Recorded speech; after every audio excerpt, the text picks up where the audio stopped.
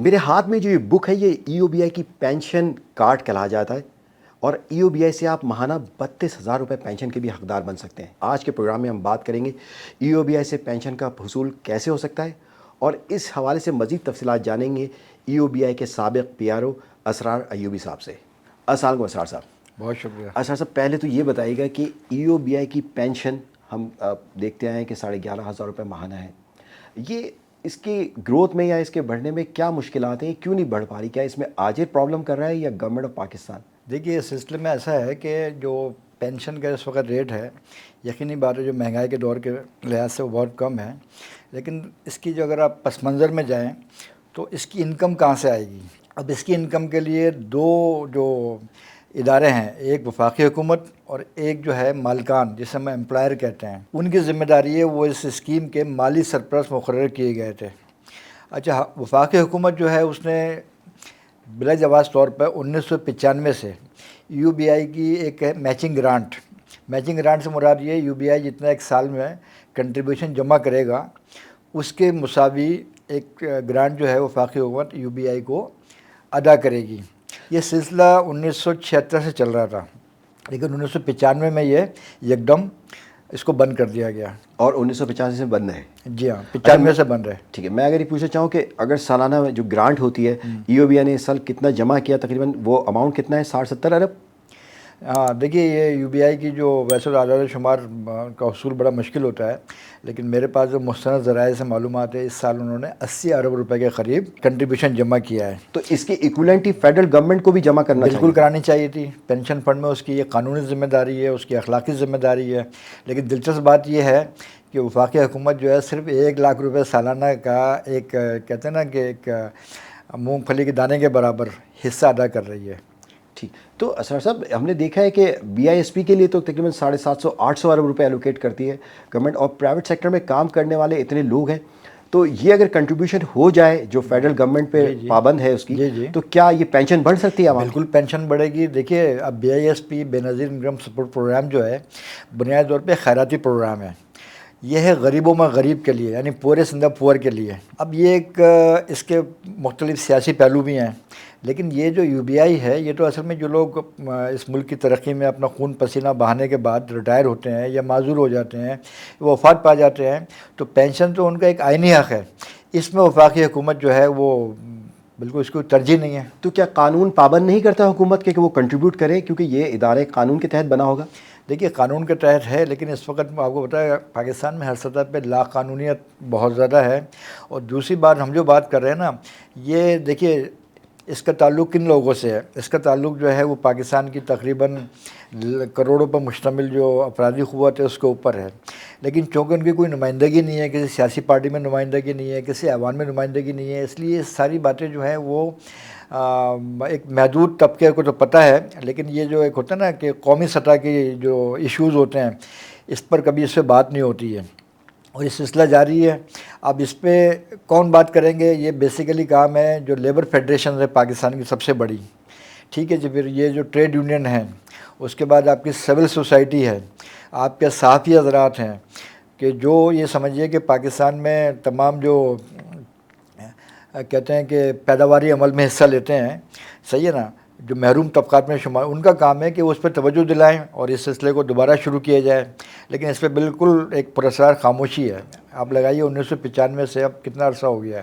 اچھا، کچھ مجھے بتائیں گے کہ کتنے امپلائرز ہیں جو رجسٹرڈ ہیں یہ او بی آئی میں؟ یو بی آئی کی ویب سائٹ پر بتایا گیا ہے، وہ اس میں ہے کہ 1,58,057 کے قریب ادارے یا امپلائر رجسٹرڈ ہیں۔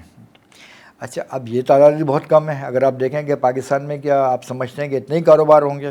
آپ اس کا موازنہ ایس سی سی پی کی ویب سائٹ سے کر سکتے ہیں، کیونکہ وہ تمام ادارے ہیں، ان پہ یہ قانون جو ہے اس کا اطلاق ہوتا ہے۔ اچھا، اب اس میں بھی انہوں نے پھر اس کے حصے کیے ہوئے ہیں۔ ایک کو کہا گیا ہے ایکٹیو، یعنی فعال۔ جب فعال میں ہم آتے ہیں تو وہ تعداد کم ہو کے 1,04,380 رہ جاتی ہے۔ پھر مزید آگے بڑھتے ہیں، کچھ ادارے جو ہیں وہ وقت کے ساتھ ساتھ جو ہے ان کے کاروبار یہ سمجھیے ختم ہونا شروع ہو جاتے ہیں، تو قانون میں ان کو ایسا ہے کہ وہ ڈی رجسٹرڈ کر سکتے ہیں ان کو، تو ان کی تعداد ہے 4,496۔ اب اس کا مطلب جو ایکٹیو ہے وہ 1,04,000 ہیں، لیکن میرے پاس جو ایک مستند معلومات ہے اس میں بھی صرف 50,000 کے اندر ایسے امپلائر ہیں جو یو بی آئی کو ماہانہ کنٹریبیوشن کی ادائیگی کر رہے ہیں. بڑے بڑے ادارے اپنے ملازمین کی جو پوری تعداد ہوتی ہے نا اس کو رجسٹر نہیں کراتے, وہ دکھاوے کے طور پر چند 100 کرا لیے, ٹھیک ہے جی.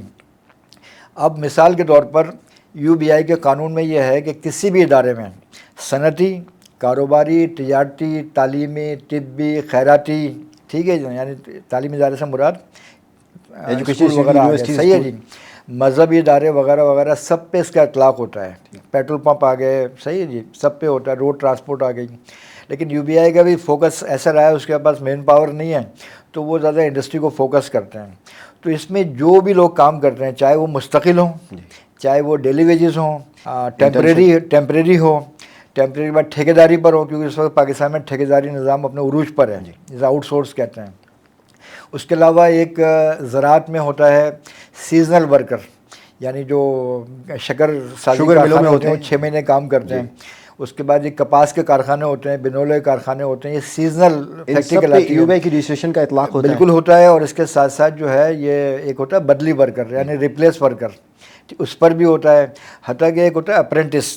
ایک زمانے میں قانون تھا, جو بڑے بڑے ایسے ادارے ہیں, یہ پلانٹ ہیں, تو وہاں پر ایک قانون کے تحت جو ہے کچھ لوگ بھرتی کیے جاتے تھے ایز اے اپرینٹس, ٹھیک ہے جی, ان پہ بھی اپلائی ہوتا ہے. تو یہ کیا وجہ ہے کہ کیوں نہیں ہو پا رہے؟ کیونکہ ہم نے یہ بھی دیکھا ہے کہ یو بی آئی کے جو حکام آتے ہیں انڈسٹریز اور آفیسز میں, انہوں نے ماہانہ باندھا ہوا ہوتا ہے اور وہ اس کرپشن کا حصہ ہوتے ہیں. کیا یہ ویڈیو آپ کو اچھی لگی؟ ایسی مزید ویڈیوز کے لیے ابھی نقطہ ایپ ڈاؤن لوڈ کریں. امپلائی کی یا ورکر کی تعداد نہیں بتاتے پوری, یا اس کو صحیح ریکارڈ نہیں کرتے, اور کیونکہ کنٹریبیوشن بڑھے گا امپلائر کی طرف سے تو یہ انڈر ٹیبل ڈیلنگ ہو جاتی ہے کہ وہ پیسے لے کے چلے جاتے ہیں, اور اسی وجہ سے جو امپلائیز ہیں ان کو یہ یو بی آئی کا بینیفٹ نہیں ملتا. دیکھیے آپ کی بات ایک حد تک درست ہے. آپ کو معلوم ہے پاکستان میں جو اختیارات ہیں کسی کے پاس, اس کا غیر قانونی استعمال تو ایک عام بات ہے. اب یہ جو فیکٹری یا ادارے کا وزٹ ہے نا, اس میں ایسا ہوتا ہے کہ اگر وہ مطمئن نہ ہوں اس ادارے کے مالکان کی جو بھی تفصیلات دیتے ہیں ملازمین کی, تو ان کے پاس اختیار ہے کہ وہ جا کر اس کا معائنہ کر سکتے ہیں حاضر رجسٹر کا, کہ اس کے پاس کتنے ملازمین ہیں, اس کے اکاؤنٹس بکس کا معائنہ کر سکتے ہیں, ٹھیک ہے جی. تو یہ تو ان کو اختیار دیا گیا ہے ملازمین کی فلاح بہبود کے لیے. لیکن اس کی آڑ میں جو کام ہو رہا ہے وہ ہو رہا ہے جوڑ توڑ کا کام. ہمارے پاس بہت سارے ایسی خبریں آتی ہیں شواہد کے ساتھ کہ فلاں ادارے سے اتنے پیسے جوڑ توڑ کے لے لیے گئے, فلاں ادارے کو چھوڑ دیا گیا. اچھا, اب اس میں کیا ہوتا ہے, اس میں یہ جو ملازمین ہیں نا, بیسیکلی جو ان کی جو مستقبل کی امید ہے نا پینشن کی, وہ چند ہزار روپے ہے, ٹھیک ہے, لیکن اس کا جو حق ہے, اور یا اس کی وفات کے بعد اس کے پسماندگان ہیں, بیوہ ہے, تو ان کی حق تلفی ہو رہی ہے. لیکن وقت کے ساتھ ساتھ دیکھیے ادارے کمزور ہو گئے ہیں, اداروں میں جو ہے بد انتظامی عروج پر ہے, بدعنوانی عروج پر ہے, لوگ جو ہیں اپنی ذمہ داری ادا نہیں کر رہے ہیں. اچھا, اب یہ ساری چیزیں تو ہو رہی ہیں, لیکن اس سے متاثر کون ہو رہا ہے؟ اس ملک کا لیبر, اس ملک کا ورکر, اس ملک کا امپلائی. اگر کوئی پینشن لینے جائے, کوئی بیوہ پینشن لینے جائے یا کوئی بزرگ جائے, تو لگتا ہے ایسا ہے اسٹاف کا کہ وہ پینشن اپنی جیب سے دے رہا ہے. بہت مسائل آتے ہیں کہ بلایا جاتا ہے ایک 60 سال سے زیادہ عمر والے فرد کو, اگر کوئی ایشو آ جائے تو پرابلمز رہتی ہیں. اگر کوئی کبھی کسی کا نادرہ کا جو سی این آئی سی ہے وہ ایکسپائر ہو جاتا ہے تو اس کو رینیو کرانے میں کوئی مسائل ہو تو پینشن رک جاتی ہے. یہ بڑے مسائل ہیں پینشن کے حصول میں, اس کو کیسے ٹھیک ہو سکتا ہے؟ ایک انتظامی مسئلہ بھی ہے, ایک اخلاقی مسئلہ بھی ہے, ایک پیشہ ورانہ یہ کمی ہے. اچھا, اب وقت کے ساتھ ساتھ آپ دیکھیں تقریباً زیادہ تر جو ادارے نا فیڈرل گورنمنٹ کے یا صوبائی حکومت کے, یوٹیلیٹی کے, تو چونکہ اوپر کے جو افسران بالا ہیں نا, ان کی دلچسپی ختم ہو گئی ہے. وہ دن چڑھے آفس آتے ہیں. پہلے اچھے افسران ہوتے تھے جو وقت پہ آفس آتے تھے, وزٹ کرتے تھے, سالانہ انسپیکشن ہوتا تھا. اب یہ سب ختم ہو گیا ہے. As the name employees old age benefit. جی جی. تو E O B I old age benefit کے علاوہ کیا اور بینیفٹ بھی دیتا ہے؟ کچھ بتائیں گے کیا معذوروں کی بھی کوئی پینشن ہے کیا؟ اگر کوئی امپلائی ہے وہ اس کا انتقال ہو گیا ہے تو کیا اس کے ماں باپ بھی یہ پینشن لے سکتے ہیں ای او بی آئی کی؟ جی جی. دیکھیے اس کا نام جیسے کہ آپ نے کہا employees old age benefits institution. Old age شروع میں جب یہ 1 جولائی 1976 کو قائم کیا گیا تھا پارلیمنٹ کی منظوری سے, تو اس کا جو پہلی پینشن تھی وہ اولڈ ایج پینشن ہوتی تھی. اب پینشن ہو گئی ہماری 5: اولڈ ایج پینشن, پسماندگان پینشن, معذوری پینشن, والدین کی پینشن، طفلی پینشن، اب ایک اور پینشن ہے. اب فرض کیجئے کہ ایک ایسا ملازم ہے جو پینشن کے لیے جو شرائط ضوابط ہیں کہ 15 سال اس کی مدت ملازمت کم سے کم ہونی چاہیے اور اسی مدت کا کنٹریبیوشن بھی اس کا ادا ہونا چاہیے. اب فرض کی 12 سال ہے، 13 سال ہے، جاری نہیں رکھ سکا کسی وجہ سے وہ، تو اس کو بھی یو بی آئی خالی ہاتھ نہیں بھیجے گا. اب اس کا جو بھی کنٹریبیوشن آیا ہے وہ اس کو لوٹا دیا جائے گا یکمشت اولڈ ایج گرانٹ کی شکل کے اندر. یہ لم سم مل جائے گا ان کو، لم سم مل جائے گا. ای او بی آئی سے پینشن 11,500 روپے ماہانہ ہے. لیکن جو میں نے بھی مینول دیکھا تو اس میں آپ بتا رہے تھے کہ 32,000 روپے ماہانہ پینشن مل سکتی ہے. وہ کیسے ملتی ہے؟ جی جی، اب اس کا فارمولہ یہ ہے کہ جتنا زیادہ کنٹریبیوشن اتنی زیادہ پینشن. اور جب یو بی آئی قائم ہو رہا تھا 70s میں تو 60 روپے مہینے کا ایک تخمینہ لگایا گیا تھا کہ ہر ورکر کو 60 روپے ماہانہ پینشن ملے گی. لیکن یہ سفر چلتا رہا، ابھی تک جو ہے پینشن میں 21 بار اضافہ ہو چکا ہے. اب یہ جو 11,500 روپے ہے، اس کی لاجک کیا ہے کہ ایک شخص ہے، اس نے ملازمت کی کم سے کم 15 سال. اب جو مالکان ہیں ادارے، جیسے میں نے آپ سے کہا کہ یہ جو ایک ڈیو کنٹریبیوشن ہوتا ہے نا، ڈیو کنٹریبیوشن سے مراد یہ ہے، اس کو لنک کیا گیا ہے کم از کم اجرت سے. جو بھی کم از کم اجرت اس زمانے میں ہوگی اس کا 6% جو ہے مالک جمع کرائے گا. ٹھیک ہے جی. تو مالک نے فرض کیجئے کسی مہینے جمع نہیں کرایا یا کم جمع کرایا، کیونکہ یہ منمانی کرتے ہیں. جو فکس ریٹ ہے، جیسے آج کا فکس ریٹ ہے 2,220 روپے، لیکن نہیں دے رہے. 11,500 سے کسی کو کم پینشن نہیں دی جائے گی، یہ ہوگی منیمم پینشن. اس طرح یو بی آئی کا جو پینشن فارمولہ ہے وہ یہ ہے کہ اوسط کم از کم اجرت. ٹھیک ہے جی، یعنی جو اس کی جتنے بھی کنٹریبیوشن آیا ہے اس وقت ایوریج اس کا نکالا جاتا ہے منیمم. پھر اس کی انشوریبل امپلائمنٹ یعنی مدت ملازمت کتنی ہے اس کو ڈیوائڈ کرتے ہیں 50 سے. اب اس میں جو میکسیمم آدمی ملازمت کرتا ہے نا کسی بھی سرکار میں یا اس میں 42 سال سے زیادہ نہیں کرتا، 18 سال کی عمر سے ہی ملازمت ملتی ہے. تو اب اس میں کسی کی 18,000 ہی بنتی ہے، کسی کی 22,000 ہی بنتی ہے، کیس ٹو کیس ہے. لیکن جو ہمارے پاس ہے، کبھی میاں والی میں ایک سیمنٹ فیکٹری ہے مشہور، اس کا میرے پاس پی پی او ہے. تو اس کی جو پچھلے ریٹ سے پینشن بنی تھی وہ 31,000 کچھ بنی تھی، یعنی جب یہ ریوائز نہیں ہوئی تھی. تو ہم نے ابھی، چونکہ لوگ نا پینشن ہماری زبان پکڑ لیتے ہیں تو اس لیے میں نے اس کو ایک راؤنڈ فگر رکھا کہ 32,000 تک بھی پینشن آپ کو مل سکتی ہے. آپ کا ای او بی آئی کا ادارہ دے رہا ہے؟ جی بالکل دے رہا ہے. ٹھیک ہے جی.